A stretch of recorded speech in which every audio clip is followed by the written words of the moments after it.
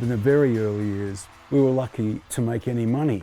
We could only afford a bag of oranges or vegetables, So actually we wrote a song called We Are the Vegetables, sort of punk sort of song, because we think, that's all we are, is we just eating vegetables. I think it would be really, really bizarre for some people who haven't had that, what I would call struggle street a little bit. We really did struggle. And I think without that, a lot of artists must say, what on earth has happened to me? It'd be like a scene from Life of Brian where the spaceship comes down and the next minute they're like, what's going on? Because they have had no understanding of how they've arrived at that point. But they were learning experiences, and in many ways our live shows kept growing and growing and growing. So we had more and more and more people coming into our live shows. The way I look at it is those two first albums that we made were more like soundtracks for our live shows for fans to buy. We were more concerned about our live shows and being able to eat something besides vegetables and fruit, which we're lucky to eat, by the way, because one of the other things I do on the other side of my life is farming, and you cannot eat a smartphone. We had been, in the very early years when we were the Farriss brothers, we changed the name of the group later on to INXS. Same guys, but just different time.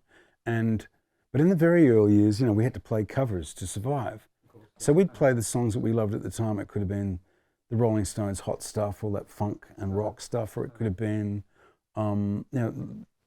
Big Old Jet Airliner by Steve Miller, or, Love is the Drug, these sorts of things that people liked in the pubs. But then when that big sweep started to come through of punk especially, everyone started playing eighths, na-na-na-na-na-na-na, that sort of thing, So we sort of moved away from those influences of more funky stuff and started sort of making everything more eighths, because that was what was contemporary then.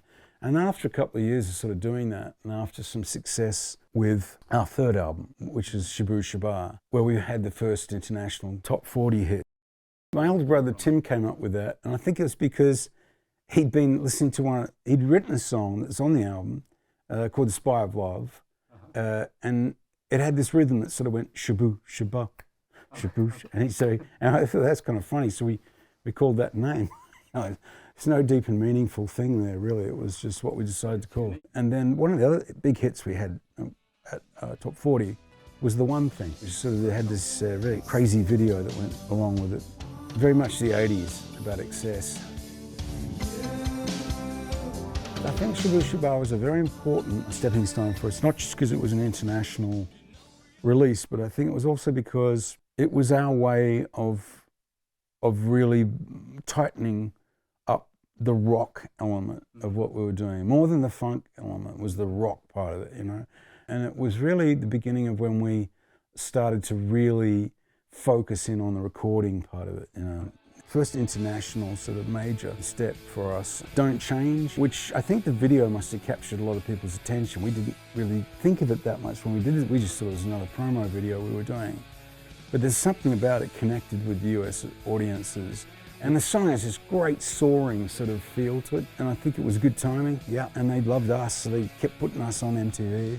And, which was strange, because one minute we're turning up in the United States, next minute you go into a truck stop in Texas, someone goes, "Yo, INXS." It's like, yes, that's right, but how do you know? You know what I mean? And it was that television exposure. To me, what has gone unsaid a lot with the connection with INXS and to the international success the band had was that I'd met Michael Hutchence as a school kid, high school. Sadly, his family, paternal family, had broken up, and Michael went to live here in Los Angeles. He went to high school. He went to North Hollywood High School. He suddenly got attuned to the United States, to the vernacular, to understanding the culture more, how it rolls and all that kind of stuff. And so when we as a band, it was really when we turned up in the United States and we started going to radio and they'd say, "You guys from Austria?" I said, "No, we're from Australia, actually," because it was, but Michael got the twist on it and had a sense of humor about it, because actually I went to school here, and they're like, "What?"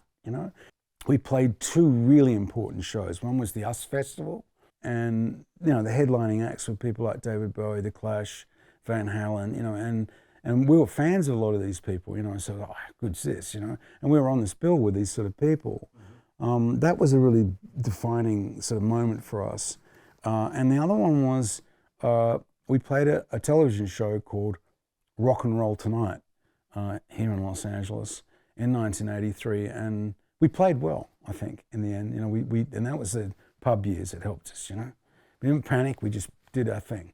That's the sort of switch around that started where, you know, we had suddenly went from being a pub band making recordings to literally, you know, now wait a minute, we're a recording band now. It became the other way around, you know, and our touring was to really complement the recordings, and that's when we started sort of taking what we were doing, like funk music, and combining it with the rock side of it and bringing in those influences. And that, I think we were validated in that sense and that timing by when we were performing, I think it was 1983 in Canada, and it was a good gig, it was an outdoor gig, and we'd all been big fans of Nile Rodgers, you know, one of the great funkinistas of all time, if I can put it that way, just a great guy. He came backstage and I couldn't believe it because we'd been listening to his music on the tour bus around the US for 6 months. And he said, I'd love to track a song with you guys if you want to come to New York and we could do something. So we acted all really casual, like, oh, sure, okay. And Susie leaves the room like, yeah, great, you know. You know, and, but of course, the question was what we were going to record. I'd already, luckily, tracked at home my little unit where I lived in Sydney in those years. I tracked what would become a song called Original Sin. And Michael and I started talking. He said, I really like that piece of music. I've got an idea about, I've been thinking about watching kids playing in schoolyards, you know, and children don't mind what nationality or ethnic background they are. They don't care. They like them or they don't, you know, in the schoolyard, you know. And so that's kind of what the thinking of that song Original Sin was about. Let's play it for you.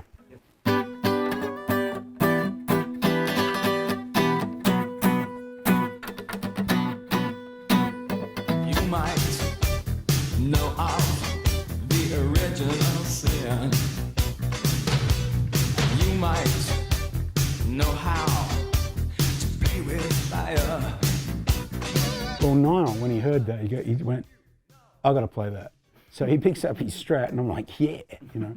And it was so exciting. I mean, I was 23, and I was really nervous because, you know, Niall goes, okay, man, so how's the song go? And I'm like, you know, beyond playing him that and the demo or whatever, he's like, got a chord chart or something? You know, and we hadn't got to that level yet. I suppose we never really did half the time. But anyway, I said, yeah, I've written the chords out here, you know, the way I understand it. Just put it on a legal pad, wrote it out, and held it up for him while he played along like this to the little chart that I had. And I'm trying not to shake, you know, as he's playing this thing. And I was so excited, you know, to be doing any of this. And we were doing, you know, a couple of little overdubs and trying to get the BVs right with what we were thinking, which was sort of more of a soul approach to the BVs, you know. And we were okay. But then he goes, do you mind if I make a call? We're like, sure. So he makes this call. And Daryl Hall walks through the door, you see, from Hall & Oates, you know. And we're like, that's Daryl Hall. Do you know, like, you know, what's he doing in here, you know? Next minute, he's singing. And if you listen to the recording, you can hear his voice in there. And I was much respect to Daryl because he didn't need to do that with us, you know. You know, who the heck were we? And he came in and did it. And I got so excited when I took that recording back to the hotel room in New York City that night and listened to it. I said, I can't believe I'm doing this, you know, incredible. But what happened with Original Sin was we didn't get the reaction that we'd hoped we'd get.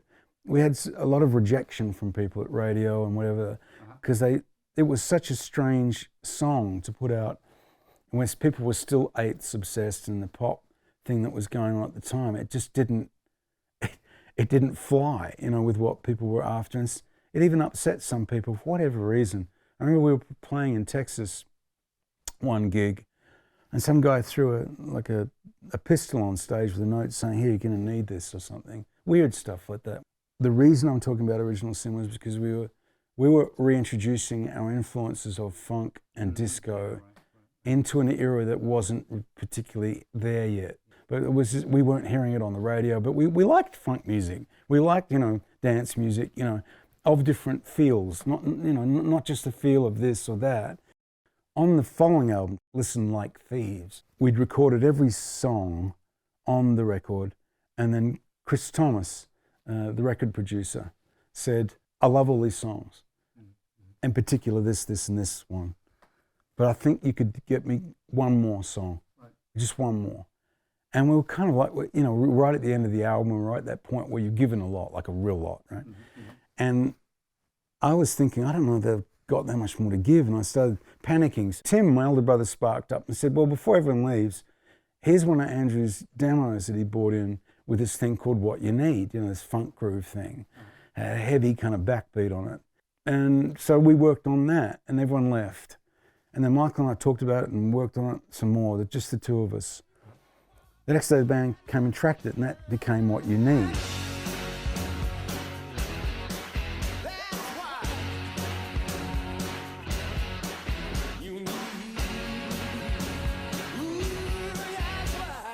I got a phone call from our manager, and he said, your song, you know, What You Need, is just gone top 5 in the US. How exciting is that? I was like, yeah, wow, you know, how about that? And I was working around at home, and I felt really uneasy about it, you see. And then I remember, you know, calling Michael, when, you know, back then, and I said, do you feel a bit odd about that? And he said, yeah, I do too. And I said, you go first, you know? And he said, well, it's like, now we have to do better. And I went, yeah, that. He defined it for me. We were on tour promoting that record, What You Need, and the album Listen Like Thieves in Europe. We were on a tour bus, I think it was Germany. We talked about the next album being what would become Kick. And the guys in the group, which really blew me away, you know, all agreed that Michael and I, because of the success of What You Need, should write all the songs in the entire album. And that's exactly what happened. You know, so they were right. The guys in the band were right, and I give them the grace and the thanks and the intelligence to think like that. It was better for the group, in a sense, you know, and you know, incredible decision, really, because it worked. And that's where the next lot of songs were born from. Hopefully the guys in my band the rest of the guys will get to see what I'm saying. Hi guys. But I can't remember which one came which anymore, but except I think Need You Tonight came on the second round of songwriting that Michael and I did, because we did an initial first group of songs where we wrote together and recorded them with you know, as INXS with the record producer, Chris Thomas. And then Chris Thomas, the record producer, suggested we took a break. And then I flew to Hong Kong to do some more songwriting with Michael, and then flew back and we tracked the rest of those songs. The funny thing with Need You Tonight was I'd been noodling around, and in those years I had an 8-track tape recorder, literally with tape, and I had a Roland 707 drum machine, and I'd programmed the little beat that you would know in Need You Tonight, and I had it sort of looping and running like loops, you know, which hadn't sort of really come along that big before, but because the drum machine was looping, I was sort of playing along with it. And then I realized that that riff thing that I'd written with the that thing, you know, I suddenly thought, how is this kind of important? And then the movement of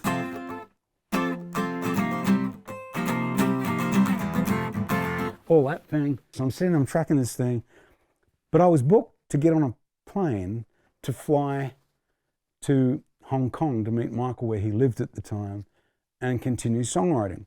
So the cab turns up. Meanwhile, my little tape recording of what I'm doing built while the cab was coming. So I ran out and said to the cab driver, please, can you just wait, please, you know, because I'm in the, look, I got to go at this sort of thing. Look, mate, I got plenty of things I got to do, you know. And I'm like, no, really, please, you know. So I ran back in, and in those years I had a cassette player, you know, before digital and all of that. And I ran it off on a cassette, and I threw it in my bag, virtually with no clothes, except what I was wearing, and grabbed all that and jumped in the cab, went to the airport, flew to Hong Kong, got out, and I went to the Watson Cedar estate where Michael was working, and he was in a studio there with an engineer. Walked through the door with a cassette. He said to me, what have you been working on? I said, listen to that. And that's what I had, was that of Need You Tonight. So within about 10 or 15 minutes, he scribbled down the lyric that you would know of the song. Right. That's how fast that happened.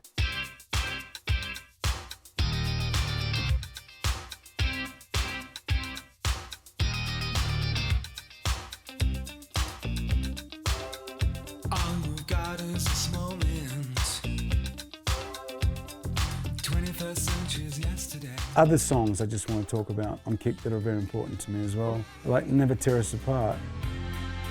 I was standing. This is going to sound really strange for people who would know that song. You know, it started off really as like an old Fat Swallow blues thing of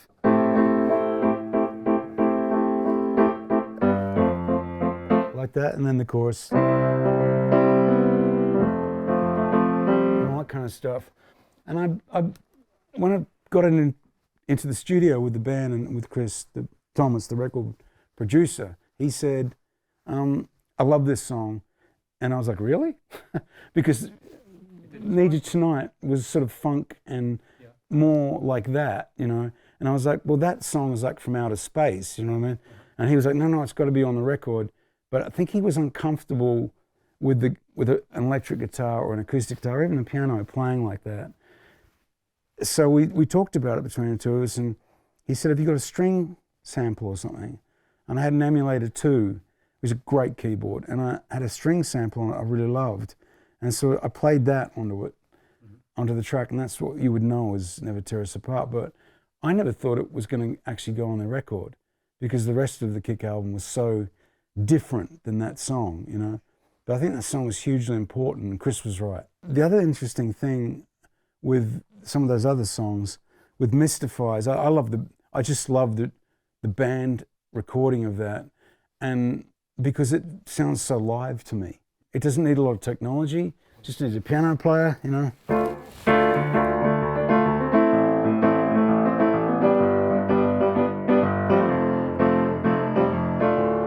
All that kind of stuff, just old school.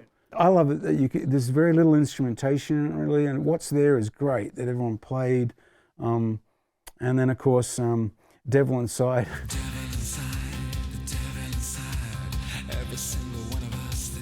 Kick still amazes me, because at the time, you know, with our band INXS, we were never really a media darling, you know. MTV loved us, you know, but not really so much the music press, especially in the UK, you know. They would say they're crap and they're Australian when we first started, you know. What didn't make sense is we go play live and we get great audience reception. So we're like, oh, this is a bit odd, because we'd read these things about us, but it didn't translate to what our fans were saying. Well, we love you guys, come back, you know. Do you know what I mean? So you had this weird disparity between our success and what the media was saying about us. But as it went along, and as we sit here talking to each other all these years later, I think the stature of that particular album has grown and grown and grown, because whatever we did, and I wish I could say we were that clever, it just hit the nail on the head, that album. The members of the band, from myself, my brothers Tim and John, Michael obviously, Gary Beers and Kirk Pengilly, you know, all of us just really pulled everything out, all stops out to make that record. We were beginning to realise that there was a fork in the road for us as a band. We would either keep recreating Kick for the rest of our career, you know, where people, that's what they want to hear. And we thought, but artistically, is that what we want to do? And we thought, no, let's just keep doing what we've always done, keep changing, keep, you know, morphing, you know, and that's what we did. And so by the time Welcome to Every Art rolled around and questions, I just thought of a lyric of just making the whole lyric about asking questions. And then I thought, well, the mystery of a question is that and so I wanted to make the music fairly mystical with some of those Indian instruments. And then it goes straight into this, with Heaven Sent, this insanely big rock thing, which is like completely diametrically opposed.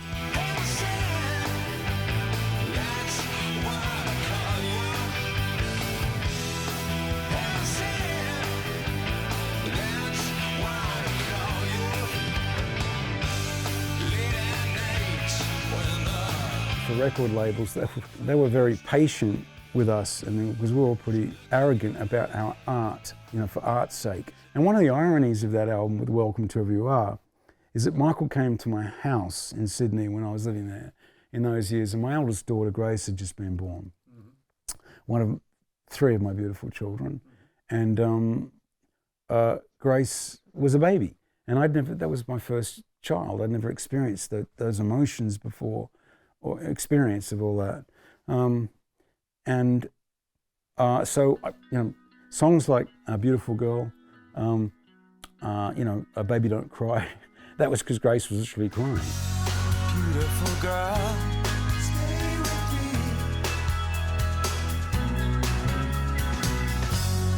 Beautiful girl, stay with me. When Michael first came to my house and we started writing together, he said to me, I have to apologise to you. I lost all my lyrics. They're in a taxi cab in Paris. I said, what? So I realised all of a sudden we had to scratch everything. Like we had to work and he was keen to use my lyrics at that point. And because, you know, I think he picked up on that I was so excited about having a first child and all that. And he thought, well, that's great. Let's roll with that. It's a great idea, you know. So we did all that. What I think made that album really interesting as well is all of us within the group had begun to get into digital technologies and computer programs and all this sort of stuff. And so we were able to experiment with technology that quite simply hadn't existed before that. Right.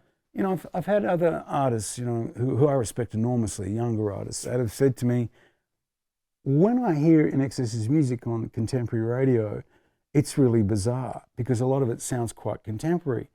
And I don't know, I wish I could answer that exactly. I don't know why. I think it was because we were always experimenting as a group, not just myself, the other guys in the band. What about this? And what about that? Why don't we try this? Why don't we try that? And I think that combined creativity that everyone would put in, great ideas for everything, really was really the clever part of what we did, is that the best idea would win.